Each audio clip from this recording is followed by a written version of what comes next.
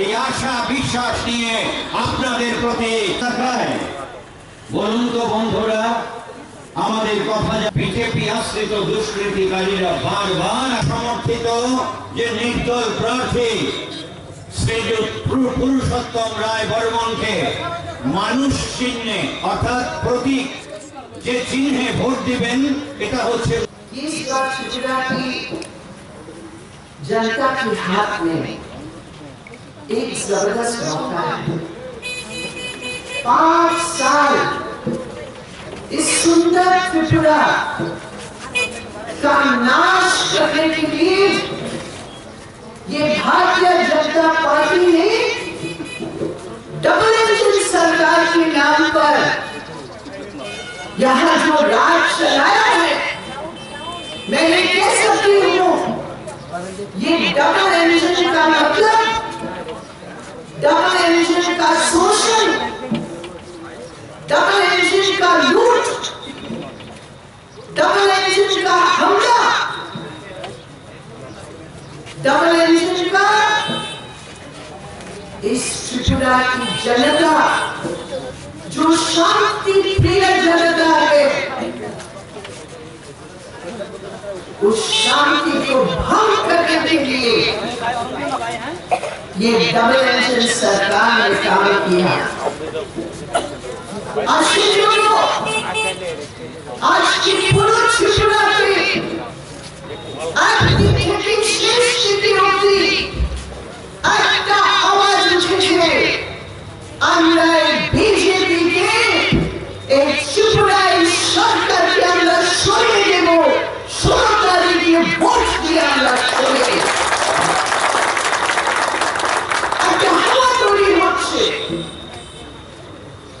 মানুষের একটা মত তৈরি হচ্ছে, মানুষের আওয়াজ তৈরি হচ্ছে। এই বিজেপিকে হারানোর জন্য প্রত্যেক গণতান্ত্রিক শক্তিকে এক হয়ে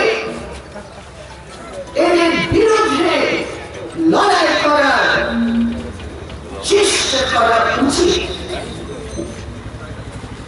আমরা সে আওয়াজটা শুনলাম, আমরা বলেছি আমাদের মতভেদ হতে পারে, আমাদের তফাৎ আছে, আমাদের পলিটিক্সের তফাৎ আছে, কিন্তু আজকে ত্রিপুরাকে বাঁচার জন্য লড়াইতে আমরা সবাইকে নিজেদের বিভাজন একদিকে রেখে আমরা বিজেপিকে এবার সরাবো, এটা হচ্ছে আমাদের শপথ। আমরা দেখি এটা শুধু নির্বাচনের কথা নয়, নির্বাচন আর ভোটের শুধু কথা নয়, এটা আমাদের সংবিধানের রক্ষার জন্য, আমাদের গণতন্ত্র রক্ষার জন্য আজকে এই লড়াই। আমরা জানি এই ভোটের যা অধিকার আছে, আরে বিজেপি আমাদের সংবিধানকে মানে না। আপনারা তো জানেন 1950-এ যখন ডক্টর বাবা সাহেব আম্বেদকরের হাতে কনস্টিটিউয়েন্ট অ্যাসেম্বলির পর যখন সংবিধান তৈরি হয়ে আমাদের দেশের সামনে রাখানো হয়েছে, तब एक शक्ति थी जिसने कहा कि ये संविधान नहीं, हमें मनुस्मृति चाहिए, हमें जाति प्रथा आधारित, हमें मनोवादी संस्कृति के आधार पर हमें ये संविधान चाहिए।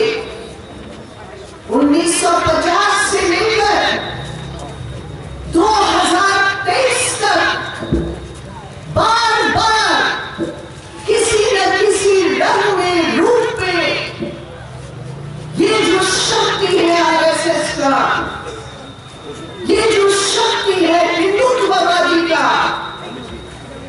उन्होंने प्रयास किया हमारे देश के चरित्र को बदलने के लिए, हमारे देश के आधार को बदलने के लिए।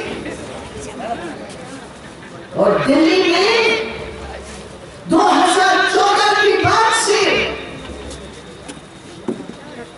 एक के बाद एक उन्होंने ऐसे कदम उठाए,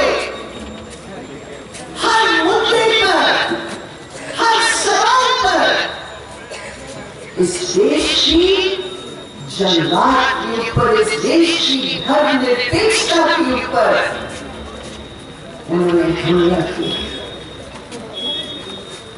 ये कौन सा तरीका है?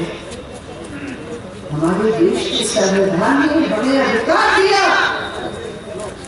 हम कौन सा धर्म में विश्वास करते हैं, नहीं करते हैं, कौन सा धर्म को मानकर हम मंदिर जाते, मस्जिद जाते, गिरजाघर जाते, गुरुद्वारा जाते, ये किसी का बाप का देन नहीं है, ये हमारे संविधान ने हमें ये अधिकार दिया है। बताया उन्होंने ये आरएसएस का मोहन भागवत जनवरी की महीने जब 26 जनवरी को रिपब्लिक डे पर हम लोग मनाते हैं, ये मोहन भागवत ने इंटरव्यू दिया आरएसएस की पत्रिका को कि अगर मुसलमानों को हिंदुस्तान में रहना है, हमारी बात को मानकर चलने की जरूरत है। कौन होते हैं ये? कौन होते हैं? हिंदुस्तान की नागरिक के ऊपर इस प्रकार का धमकी देना और यहां तक नहीं रुके। अगर हम सोचते हैं ये तो केवल अल्पसंख्यक को गाली दे रहे हैं ना, उन्होंने कहा जो भी हिंदू है, जो हमारी बात नहीं मानते, जो हिंदुत्व वाले नहीं मानते, जो कम्युनिस्ट है, कम्युनिस्ट का नाम लेकर बोला, उनको भी मानकर चलना पड़ेगा। मैं त्रिपुरा की इस मंच से मैं भागवत जी को चुनौती देती हूँ। भागवत जी, आप आरएसएस की चीज जरूर हो सकते हैं, लेकिन ये हिंदुस्तान की जनता संविधान को चीज मानते हैं और संविधान के आधार पर हम अपने अधिकार को मानकर इसका रक्षा करने के लिए एक देशभक्त खड़ा है।